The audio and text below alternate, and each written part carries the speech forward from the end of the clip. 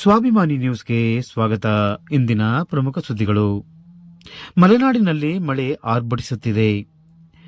ಶರಾವತಿ ಹಿನ್ನೀರ ಪ್ರದೇಶದಲ್ಲಿ ಉತ್ತಮ ಮಳೆಯಾಗುತ್ತಿರುವುದರಿಂದ ಲಿಂಗನಮಕ್ಕಿ ಅಣೆಕಟ್ಟು ಬಹುತೇಕ ಭರ್ತಿಯಾಗುವ ಹಂತದಲ್ಲಿದೆ. ಆದ್ದರಿಂದ ಇಂದು ಲಿಂಗನಮಕ್ಕಿಯ ಅಣೆಕಟ್ಟೆಯ 3 ಕ್ರಸ್ಟ್ ಗೇಟ್ಗಳನ್ನು ತೆರೆದು ಶರಾವತಿ ನದಿಗೆ ನೀರನ್ನು ಬಿಡಲಾಯಿತು. ಸಾಗರ ಶಾಸಕರಾದ ಗೋಪಾಲಕೃಷ್ಣ ಬೇಳೂರವರು ಗೇಟ್ ತೆರೆಯುವ ಪ್ರಕ್ರಿಯೆಗೆ ಚಾಲನೆ ನೀಡಿದರು. ಈ ನಂತರ ಕಾರ್ಗಲ್ನ ಪ್ರವಾಸಿ ಮಂದಿರದಲ್ಲಿ ಪತ್ರಿಕಾಗೋಷ್ಠಿ ನಡೆಸಿ ಮಾಧ್ಯಮಗಳಿಗೆ ಮಾಹಿತಿ ನೀಡಿದರು.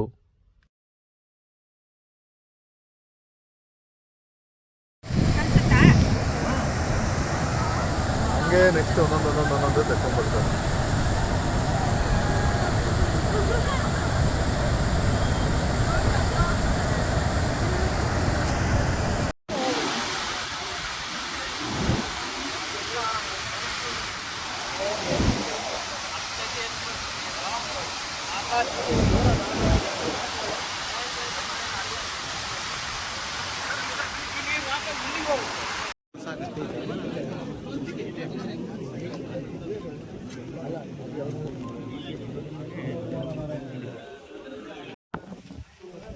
ಅಲ್ಲೇ ಇರ್ಬೇಕು.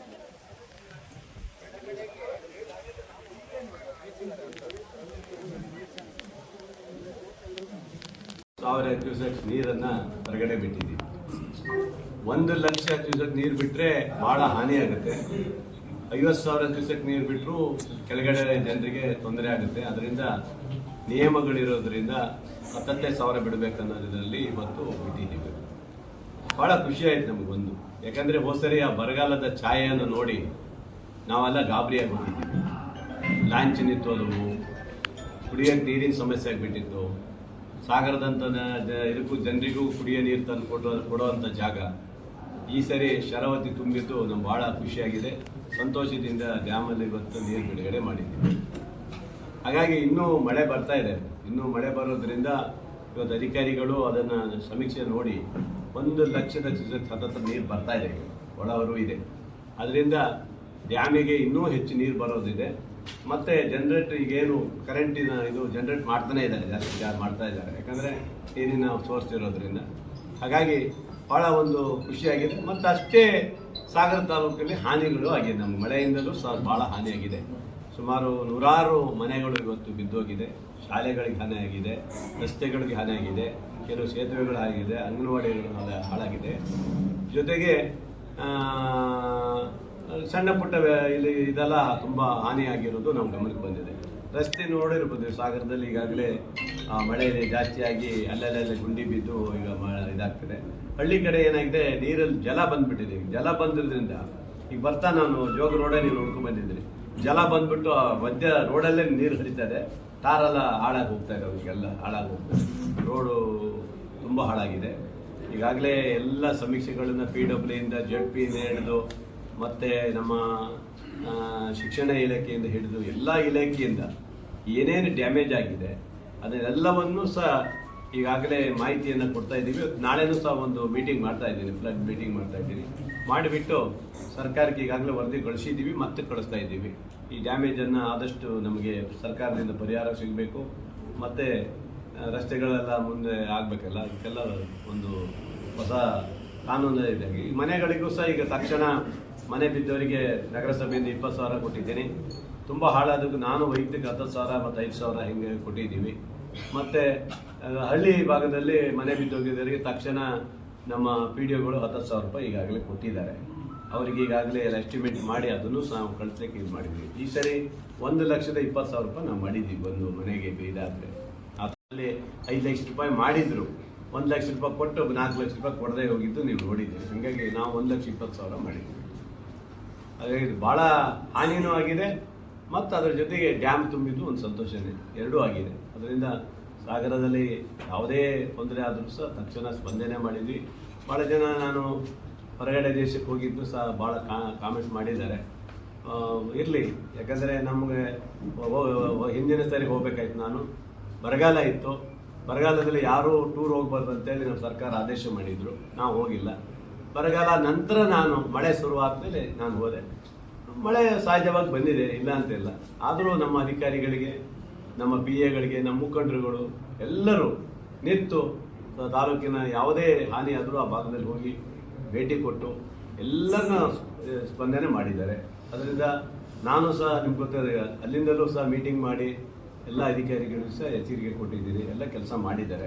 ಸಹಜವಾಗಿ ನನ್ನ ಮಗಳೇ ಅಲ್ಲಿ ಕೊಟ್ಟಿದ್ದೀನಿ, ಅದರಿಂದ ಬಾಂಧವ್ಯ ಇರ್ತದೆ, ಹೋಗಲೇಬೇಕು ಮಗಳು ನೋಡಲಿಕ್ಕೆ, ಅದು ಹೋಗಿದ್ದೀನಿ. ಮಜಾ ಮಾಡೋಕ್ಕೆ ಹೋಗಿದ್ದಾರೆ, ಅದಕ್ಕೆಂತ ಭಾಳ ಜನ ಹೇಳಿದ್ದಾರೆ ಬಿ ಜೆ ಪಿಯವರೆಲ್ಲ. ಯಾರೋ ನಾನು ನನ್ನ ಹೆಂಡತಿ ನನ್ನ ಮಗ ಹೋಗಿದ್ದೀವಿ, ಯಾರೋ ಮಜಾ ಮಾಡೋಕ್ಕೆ ಯಾರೂ ಹೋಗಿಲ್ಲ, ಮಗಳು ನೋಡೋಕ್ಕೆ ಹೋಗಿದ್ದೀವಿ. ಅದರಿಂದ ಈ ಥರ ಹೇಳಿಕೆಗಳು ಕೊಟ್ಟಿದ್ದಾರೆ, ಅದ್ರ ಬಗ್ಗೆ ಉತ್ತರ ಕೊಡೋಕ್ಕೆ ಹೋಗಲ್ಲ. ಯಾಕಂದರೆ 6 ತಿಂಗಳು ಇವರೆಲ್ಲ ಎಲ್ಲೆಲ್ಲಿ ಹೋಗಿದ್ರು ಗೊತ್ತಲ್ಲ ನಿಮ್ಗೆ. 6 ತಿಂಗಳು ಇವರು ಯಾವುದೇ ಕೇಸಿಂದ 6 ತಿಂಗಳು ನನಗೆ ಹುಷಾರಿಲ್ಲದ 6 ತಿಂಗಳು ಇರಲಿಲ್ಲ, ಇವರು MLA ಆಗಿ ಆಸ್ಪತ್ರೆಗೆ ಇರಲಿಲ್ವ 6 ತಿಂಗಳು. ಏನೋ ನನಗೆ ಹಲವಾರು ಕಾಯಿಲೆಗಳಿದ್ದವು ತಾಲೂಕಿನವರು. ಆವಾಗ ಜನ ಏನಾದ್ರು ಹೇಳಿದ್ವಿ, ನಾವು ಏನಾದ್ರು ಮಾತಾಡಿದ್ದೀವ? ಅವಾಗ ಇವ್ರು ಆಸ್ಪತ್ರೆಯಲ್ಲಿ ಮಜಾ ಮಾಡೋದು ಹೋಗಿದ್ರ? ಅವೆಲ್ಲ ಟೀಕೆ ಟಿಪ್ಪಣಿಗೆ ಇರ್ತಾವೆ, ಹೇಳಿಕೆಗಳು ಕೊಡಬೇಕು. ನಮ್ಮ ಕಾಂಗ್ರೆಸ್ನ ಲೀಡರ್ಗಳನ್ನ ಗುಂಡಾಗಳು ಅಂತ ಹೇಳ್ತಾರಂತೆ, ಇವೆಲ್ಲ ನಾಟಕ ಆಡ್ತಾರೆ ಬಿ ಜೆ ಪಿಯವರು. ನೀರೇನೋ ಒಂದು 2 ಸಲ ಬರಲ್ಲ ಅಂತಲೇ ನಗರಸಭೆಯವರು, BJP ನಗರಸಭೆಯವರು ಅವರು ಸಹ ನಾಟಕ ಆಡೋದು, ಇವೆಲ್ಲ ನಮ್ಮ ಗಮನಕ್ಕೆ ಬಂದಿದೆ. ನಾನಿದ್ದೀನಿ ಒಂದು 10-12 ದಿವಸ 15 ದಿವಸ ಸ್ವಲ್ಪ ತೊಂದರೆ ಆದರೂ ಸಹ ಯಾವುದೇ ತೊಂದರೆ ಇಲ್ಲ ನೋಡ್ಕೊಂಡಿದ್ವಿ. ಹಾಗಾಗಿ ರಾಜಕೀಯನೇ ಬೇರೆ, ವ್ಯವಸ್ಥೆ ಮಾಡೋದೇ ಬೇರೆ ಆಗ್ತದೆ. ಇವೆಲ್ಲ ಟೀಕೆ ಟಿಪ್ಪಣಿಗಳಿಗೆಲ್ಲ ನಾವು ಹೆದರುವಂಥ ಪ್ರಶ್ನೆ ಇಲ್ಲ. ಈಗ ಬಂದಿದ್ದೀನಿ, ಪ್ರತಿ ದಿನನೂ ಪ್ರತಿ ಹೋಬಳಿಗೂ ಹೋಗ್ತಾ ಇದ್ದೀನಿ, ಪ್ರತಿ ಹೋಬಳಿ. ಈಗಾಗಲೇ ಈಗ ನಾನು ಇದಕ್ಕೆ ಹೋಗ್ಬೇಕು, ಈಗ ರಿಪ್ಪನ್ಪೇಟೆ ಹೋಬಳಿ ಹಾಕ್ಕೊಂಡಿದ್ದೀನಿ, ಇವತ್ತು ಫುಲ್ ಹಾಕ್ಕೊಂಡಿದ್ದೀನಿ. ನಾಳೆ ಸಾಗರ ಹಾಕ್ಕೊಂಡಿದ್ದೀನಿ, ನಾಡ್ದು ಮತ್ತೆ ಹೊಸನಗರ ಸಾಗರ, ಹೊಸನಗರ ಸಾಗರ, ಈ ಥರ ಪ್ರತಿ ದಿನನೂ ಶುರು ಮಾಡಿದ್ದೀನಿ. ಪ್ರತಿ ಒಂದಕ್ಕೂ ಯಾವುದೇ ತೊಂದರೆ ಇಲ್ಲದಂಗೆ ಮಾಡಿದ್ದೀವಿ. ಇಷ್ಟು ಯಾರೂ ಮಾಡ್ಲಿಕ್ಕೆ ಆಗೋದಲ್ಲ, ನಾವು ಮಾಡಿದ್ದೀವಿ, ಮಾಡ್ತಾ ಇದ್ದೀವಿ. ಹಾಗಾಗಿ ವಿರೋಧ ಪಕ್ಷದವರು ಅವರ ಟೀಕೆಗಳಿಗೆ ನಾನು ಗಮನ ಕೊಡೋದಿಲ್ಲ, ಅದ್ರ ಬಗ್ಗೆ ನಾನು ಹೆಚ್ಚಿಗೆ. ಆಗಲೇ ಈಗ ಎಮರ್ಜೆನ್ಸಿ, ಈಗ ಕಾಮಗಾರಿಗಳಿಗೂ ಸಹ ಈಗಾಗಲೇ ಎಮರ್ಜೆನ್ಸಿಗೆ ದುಡ್ಡೆಲ್ಲ ಕೊಟ್ಟಿದ್ದಾರೆ, ಈಗಾಗಲೇ ಆಗ್ತಾರೆ. ಇನ್ನು ಅಂದಾಜು ಅಂತ ಹೇಳಿದ್ರೆ ಸಿಕ್ಕಾಪಟ್ಟೆ ಕಿಲೋಮೀಟರ್ ಲೆಕ್ಕದಲ್ಲಿ ಹಾಳಾಗಿದೆ. ಅದೆಲ್ಲ ರಿಪೋರ್ಟ್ ಕೊಡ್ತೀನಿ, ನಾಳೆ ಕೊಡ್ತೀನಿ, ರಿಪೋರ್ಟ್ ಎಲ್ಲ ಕೊಡ್ತೀನಿ. ಮನೆಗಳು 100 ಮನೆ ಹಾಳಾಗಿದೆ, 100 ಮನೆ. ಸಿಟಿಯಲ್ಲಿ 39 ಮನೆ ಹಾಳಾಗಿದೆ, ಮತ್ತು ಹಳ್ಳಿ ಕಡೆ ಸುಮಾರು 60 ಮನೆ ತುಂಬಾ ಟೋಟಲ್. ಮುಖ್ಯಮಂತ್ರಿಗಳು ಅದ್ರ ಬಗ್ಗೆ ಚರ್ಚೆ ಮಾಡಿದ್ದಾರೆ. ನಮ್ಮ ಎಲ್ಲ MLAಗಳು ಸಹ ನಾವು ಹೇಳಿದ್ದೀವಿ. ಈಗ ಬಹುಶಃ ಇವಾಗ ಸ್ವಲ್ಪ ದಿನದಲ್ಲಿ ತಿದ್ದುಪಡಿ ಆಗ್ಬೋದು ಅಂತ ನನಗೆ. ಮತ್ತು ನಾವು ಮಾತಾಡಲೇಬೇಕಲ್ಲ, ಇವತ್ತು ಡ್ಯಾಮೇಜ್ ಆಗಿರೋದಲ್ಲ. ನಾವು DC ರಿಪೋರ್ಟ್ ಕೊಟ್ಬಿಟ್ಟು ನಾನು CM ಅವರಿಗೆ, ಸಂಬಂಧಪಟ್ಟ ಮಂತ್ರಿಗಳಿಗೆ, ನಮ್ಮ ಮಂತ್ರಿಗಳಿಗೆ ಮತ್ತು ಮುಖ್ಯಮಂತ್ರಿಗಳ ಹತ್ರ ನಾವು ಮಾತಾಡ್ತೀವಿ. ಯಾಕಂದ್ರೆ ನಮ್ಮ ಡ್ಯಾಮೇಜ್ಗಳನ್ನು ಅದಕ್ಕೆ ತುಂಬುವಂಥದ್ದು ಅವರೇ ಅಲ್ವಾ, ಅದಕ್ಕೂ ಸಹ ನಾವು ಮಾತಾಡ್ತೀವಿ. ಒಟ್ಟಿನಲ್ಲಿ ನಮ್ಮ ತಾಲೂಕಿಗೆ ಯಾವುದೇ ತೊಂದರೆ ಆಗ್ಬೋದು, ಅಭಿವೃದ್ಧಿ ಆಗ್ಬೇಕಷ್ಟೇ. ಅಧಿಕೃತ ಕೊಡ್ಲಿಕ್ಕೆ ಅವಕಾಶ ಬಿಟ್ಟರೆ ಅನಧಿಕೃತ ಕೊಡಕ್ಕೆ ಬರಲ್ಲ. ಯಾಕಂದರೆ ಮನೆಗೆ ಹಕ್ಕುಪತ್ರ ಇಲ್ಲದೆ ಸರ್ಕಾರದ ನಾರ್ಮ್ಸ್ ಪ್ರಕಾರ ನಾವು ದುಡ್ಡು ಕೊಡಕ್ಕೆ ಬರಲ್ಲ. ಹಂಗಾಗಿ ಆದರೂ ಸಹ ನಾವು ನಗರಸಭೆಯಲ್ಲಿ ಎಲ್ಲ ಮನೆಗಳಿಗೂ 20,000 ರೂಪಾಯಿ ಕೊಟ್ಟಿದ್ದೀವಿ. 20,000 ರೂಪಾಯಿ ಆಗಿ ತಕ್ಷಣ ಅವರಿಗೆ ಬಿಡುಗಡೆ ಮಾಡಿದ್ದೀವಿ. ಅದು ಅಧಿಕೃತ ಅನಧಿಕೃತ ಎರಡಿಗೂ ಕೊಟ್ಟಿದ್ದೀವಿ.